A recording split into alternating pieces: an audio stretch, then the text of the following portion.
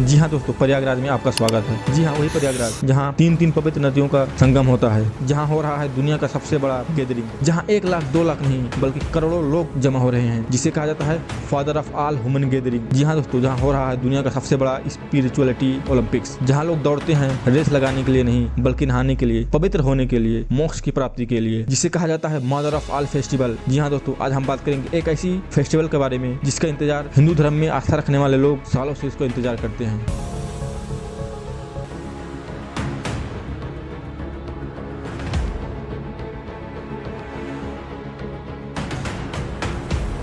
जी हाँ दोस्तों, आज हम बात करेंगे कुंभ मेले के बारे में, जो बेसिकली इंडिया के 3 शहर प्रयागराज, हरिद्वार, उज्जैन और नासिक में लगता है। और इस बार का जो मेला है भारत के सुंदर और कल्चरल हेरिटेज से भरा हुआ शहर जहाँ गंगा, जमुना और सरस्वती जैसी नदियों का मिलन होता है। और इस बार प्रयागराज में जो हो रहा है वो कुंभ नहीं महाकुंभ है।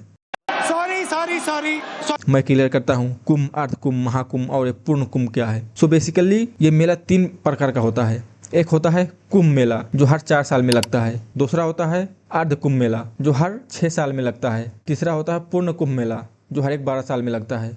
और चौथा होता है महाकुंभ मेला जो हर एक 144 साल में लगता है। और इस बार जो लग रहा है वो वही है महाकुंभ मेला, जो वंस इन अ लाइफ किसी को नसीब होता है। इसलिए इस बार जो प्रयागराज में हो रहा है वो है महाकुंभ मेला, इसलिए इतना खास है। अब आता है सवाल, कुंभ मेले में लोग आते क्यों हैं? सो कुंभ मेले में लोग इसलिए आते हैं कि उन्होंने जो कुकर्म किए हैं, उन्होंने जो पहले पाप किए हैं, वो नदी में डुबकी लगाकर स्नान कर उनके वो पाप बह जाएंगे। इसी वजह से ये मेला इतना खास है और इसीलिए दुनिया भर से लोग इस मेले में आते हैं। इसी वजह से उन्होंने जो पाप किए हैं वो धुल जाएं और उनको मोक्ष की प्राप्ति हो जाए। जी हाँ दोस्तों, और सबसे बड़ी बात, the man who steal the show, Naga sadhu. जहाँ कुंभ मेले की बात हो रही है और नागा साधु की बात ना हो तो ये हो नहीं सकता। तो बेसिकली नागा साधु होते कौन है? तो नागा साधु वो होते हैं अपना सब कुछ और अपना पूरा जीवन भगवान को समर्पित कर देते हैं। पैसा, धन, दौलत, दुनियादारी की सारी मोह माया से वो मुक्त हो जाते हैं। उनमें कोई भी मोह माया नहीं रहता है पैसे के लिए, धन दौलत के लिए। वैसे तो आप इन्हें नहीं देखोगे, लेकिन ये कुंभ मेले में प्रमुख मेहमान होते हैं जो कि कुंभ मेले की रौनक को बढ़ाते हैं और ये कुंभ मेले में मोक्ष की प्राप्ति करने के लिए आते हैं। हाँ दोस्तों, अब ये बात हो गई स्पिरिचुअलिटी की।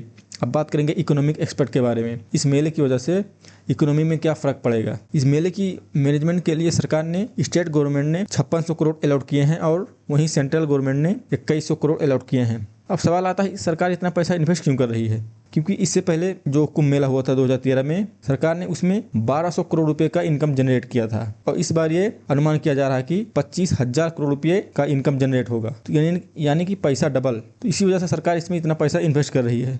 अब आता है सवाल कि सरकार इससे पैसा कैसे कमाएगी। इसका सीधा वजह यह है कि इस मेले में 40 करोड़ लोग आने का संभावना है। अब ये लोग 40 करोड़ लोग आएंगे तो कहाँ रहेंगे? ऑब्वियसली होटल में रुकेंगे। उससे क्या जनरेट होगा? जीएसटी। खाना खाएंगे, उससे क्या जनरेट होगा? जीएसटी। और जहाँ पर भी पैसा खर्च करेंगे उसे क्या जनरेट होगा? जीएसटी। इसी वजह से सरकार इतना पैसा इन्वेस्ट कर रही है। ये तो होगा एक तरीका। अब दूसरा तरीका है, सरकार ने जो लैंड मैनेजमेंट किया उसका क्या करेगी? लैंड लीज पे देगी, उससे भी जनरेट होगा इनकम। दूसरी होगी कंपनी वहाँ पर जो स्टॉल लगाएंगी, वहाँ पर जो होर्डिंग होगा, टेंट से भी भाड़ा अच्छा खासा मिल जाएगा, तो उससे अच्छा खासा इनकम जनरेट हो जाएगा। और जब इस जगह पे इतने दूर से लोग आएंगे तो सोचेंगे और भी कहीं जगह घूम लेते हैं। तो इससे क्या होगा, यूपी में जो और टूरिस्ट स्पॉट होंगे और घूमने की जगह होंगी वहाँ पे भी लोग जाएंगे और उससे क्या जनरेट होगा? इनकम। तो आप देख सकते हो कि मतलब एक मेले की वजह से कितना इनकम जनरेट हो रहा है।